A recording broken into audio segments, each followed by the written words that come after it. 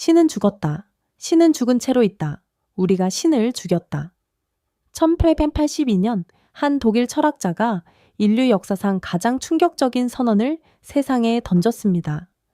프리드리히 니츠. 그의 이 한마디는 2000년간 서양 문명을 지탱해온 모든 가치체계를 뿌리부터 흔들어 놓았습니다. 기독교 도덕, 플라톤의 이상주의, 그리고 절대적 진리에 대한 믿음까지. 니체는 서양 철학의 모든 기둥을 하나씩 무너뜨리며 인류에게 전에 없던 자유와 동시에 극한의 책임을 안겨주었습니다.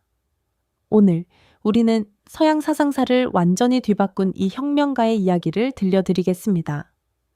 1884년 10월 15일 프로이센 왕국의 작은 마을 레켄에서 한 아이가 태어났습니다. 프리드리히 비렐름 니시. 그의 아버지는 루터교 목사였고 집안은 대대로 경건한 기독교 가정이었습니다. 하지만 운명은 잔혹했습니다. 니체가 5살 되던 해에 아버지가 갑작스럽게 세상을 떠났습니다. 어린 니체는 여성들로 둘러싸인 환경에서 자라났고 이는 후에 그의 철학에 깊은 영향을 미치게 됩니다. 놀라운 것은 그의 학문적 재능이었습니다. 1869년 불과 24세의 나이에 바젤 대학교 고전문헌학 소문문학 교수로 임명되었습니다. 당시로서는 상상할 수 없는 최연소 기록이었죠. 독일 전체가 이 젊은 천재에게 주목했습니다. 하지만 니체는 곧 학계의 기대를 배신하기 시작했습니다.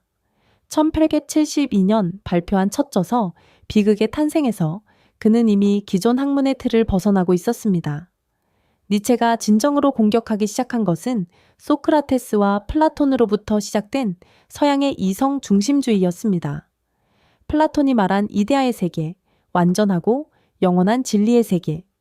니체는 이것이 인간의 삶을 억압하는 환상이라고 보았습니다. 저 세상에 완전한 세계가 있다고? 그렇다면 이 세상은 무엇인가?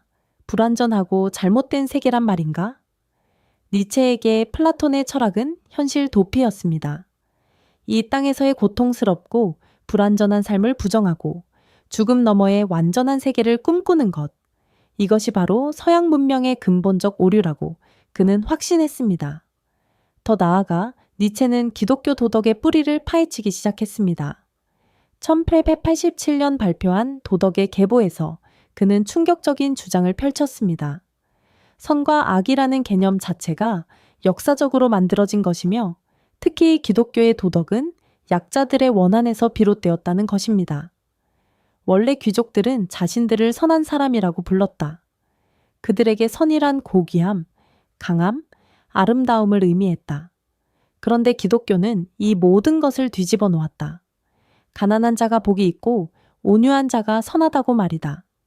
니체는 이것을 노예도덕이라고 명명했습니다.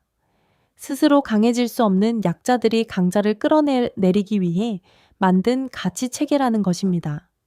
겸손, 인내, 자기희생 같은 기독교적 덕목들이 실제로는 인간의 생명력을 약화시킨다고 보았습니다.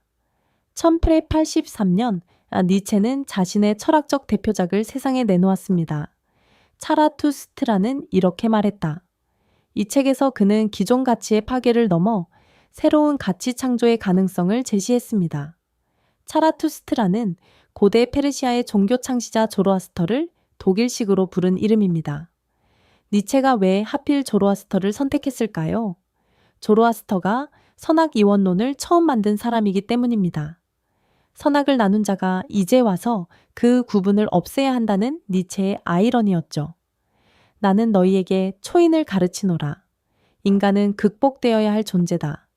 너희가 인간을 극복하기 위해 해본 것이 무엇이냐? 차라투스트라의 입을 통해 니체는 완전히 새로운 인간상을 제시했습니다. 더 이상 신에게 의존하지 않고 스스로 가치를 창조하는 존재. 그것이 바로 위버맨쉬, 초인이었습니다.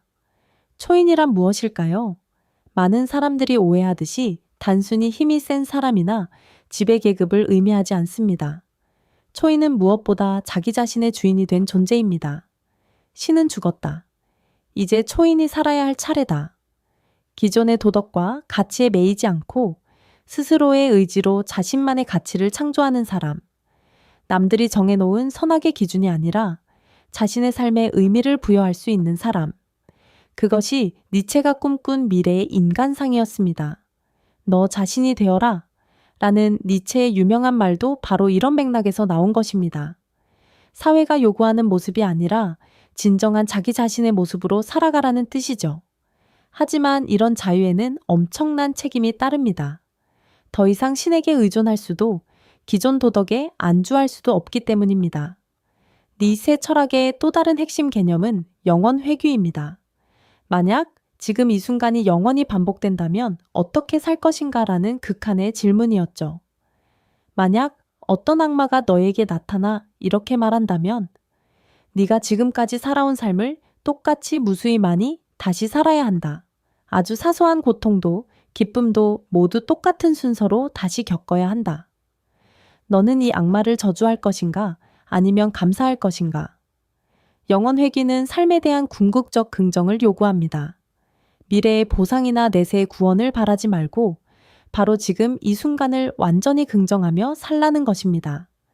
이는 기독교적 직선적 시간관에 정면으로 도전하는 개념이었습니다. 태어나서 죽고 심판받고 천국이나 지옥에 가는 일회적 삶이 아니라 영원히 순환하는 삶을 상상해 보라는 것이죠. 니체는 1900년 정신적 고통 속에서 55세의 나이로 생을 마감했습니다. 하지만 그의 사상은 20세기를 거쳐 오늘날까지 서양 사상계를 지배하고 있습니다. 장폴 사르트르의 실존주의는 니체의 자유의지 개념에서 출발했습니다. 실존은 본질에 앞선다는 사르트르의 유명한 명제는 니체의 가치 창조 사상과 직접적으로 연결됩니다. 알베르 카뮈의 부조리 철학 역시 니체의 영향 아래 있습니다. 의미 없는 세상에서도 삶을 긍정해야 한다는 카뮈의 메시지는 영원 회귀 사상의 연장선상에 있죠. 미셸 푸코의 권력 분석, 자크 데리다의 해체주의도 모두 니체가 시작한 기존 가치 해체 작업의 후속편들입니다. 오늘날 우리가 살고 있는 다원주의 사회, 가치 상대주의 시대의 뿌리에는 니체가 있습니다. 절대적 진리나 보편적 도덕을 의심하게 된 현대인의 정신적 풍경은 니체가 예언한 그대로입니다. 모든 가치의 전도라고 니체가 부른 이 시대를 우리는 지금 살고 있습니다. SNS에서 벌어지는 가치관의 충돌, 다양성에 대한 존중, 개인의 정체성 추구, 이 모든 것들이 니체가 열어놓은 철학적 공간에서 벌어지는 일들입니다. 하지만 니체의 메시지는 단순히 기존 질서를 파괴하자는 것이 아니었습니다. 진정한 자유는 책임 있는 자기 창조에서 나온다는 것이 그의 핵심 메시지였죠. 현대를 사는 우리에게 니체는 여전히 묻고 있습니다. 너는 정말로 너 자신의 삶을 살고 있는가? 남이 정해준 가치가 아니라 네가 스스로 선택한 가치로 살고 있는가? 니체는 서양 철학사상 가장 위험하면서도 가장 해방적인 사상가였습니다. 그는 2000년간 인류를 지탱해온 기둥들을 무너뜨렸지만 동시에 인간에게 전에 없던 자유의 가능성을 열어주었습니다. 신은 죽었다는 선언은 절망이 아니라 희망의 메시지였습니다. 이제 인간이 스스로 신이 되어 자신의 운명을 개척해 나갈 수 있다는 뜻이었으니까요. 물론 이런 자유는 쉽지 않습니다. 기존의 확실한 가치에 안주하는 것이 훨씬 편하죠. 하지만 니체는 말합니다. 진정한 삶은 안전한 곳에 있지 않다고, 자신만의 가치를 창조하는 위험한 모험에 있다고 말입니다. 오늘 니체의 이야기가 여러분에게 어떤 의미로 다가왔을까요? 혹시 자신의 삶을 다시 한번 돌아보는 계기가 되었다면 좋아요 버튼을 눌러주시고 구독도 부탁드립니다. 앞으로도 인류의 지혜를 탐구하는 여정을 함께 해주세요.